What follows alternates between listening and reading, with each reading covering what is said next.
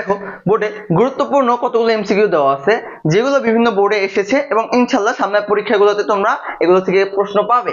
দেখো কি বলছে যে a equal to a b c d e, আচ্ছা কি দেওয়া আছে ভাই দেখো তো, a ইকুয়াল টু, আচ্ছা a ইকুয়াল টু দেওয়া আছে a b c d e, ওকে।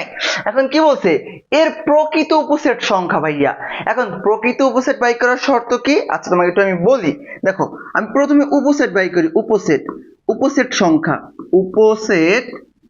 উপসেট সংখ্যা মানে একটা তোমার একটা সেট দেওয়া থাকলে এর আসলে কতগুলো উপসেট হওয়া সম্ভব তার সূত্র হচ্ছে 2 টু দি পাওয়ার n। তার সূত্র কি ভাইয়া 2 টু দি পাওয়ার n।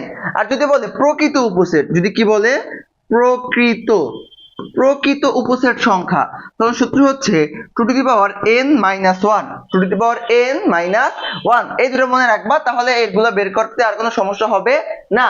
যেমন দেখো এখানে তোমার উপাদান মোট আছে কয়টা, 1 2 3 4 5, তাহলে n এর ভ্যালু কত 5, তাহলে বসাও 2 টু দি পাওয়ার 5, তাহলে কত আসবে ভাইয়া 32। তো এখান থেকে তুমি 1 বিয়োগ করো, তাহলে কত থাকবে 31। তাহলে প্রকৃত উপসেট কয়টা 31টা আছে দেখো তো প্রশ্নে, এই যে খ নম্বরে। ওকে, তো এই নিয়মে আরো কয়েকটা আছে, আমরা একটু ফটাফট করে ফেলি। x ইকুয়াল টু কি দেওয়া আছে দেখো, আমি একটু এখান থেকে একটু ক্লিন করে দিই। দেখো কি দেওয়া আছে, বলছে x ইকুয়াল টু -1 0 1 2। আচ্ছা এখন বলছে এর প্রকৃত উপসেট নির্ণয় করো। কি নির্ণয় করো ভাইয়া, প্রকৃত উপসেট। আচ্ছা প্রকৃত উপসেটের সূত্র কি শিখছি, 2 to the power n minus 1, এখানে n এর ভ্যালু কত 1 2 3 4, তার মানে 4টা, 2 to the power 4 minus 1, 2 to the power 4 মানে কত ভাইয়া 16 minus 1, that means 15, that means 15। বুঝছো কিনা বলো, এই যে খ নম্বরে।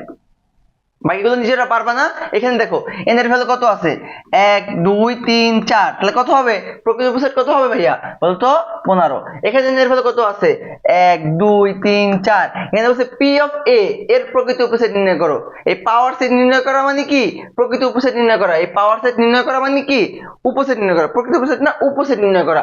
এখন এখান থেকে বুঝতে পার প্রকৃত উপসেট তার মানে একই কথা, ওই একই কথা। তাহলে অ্যানসার কত হবে, যেহেতু n এর ভ্যালু আমার 4, প্রকৃত উপসেট কয়টা হবে 15টা হবে।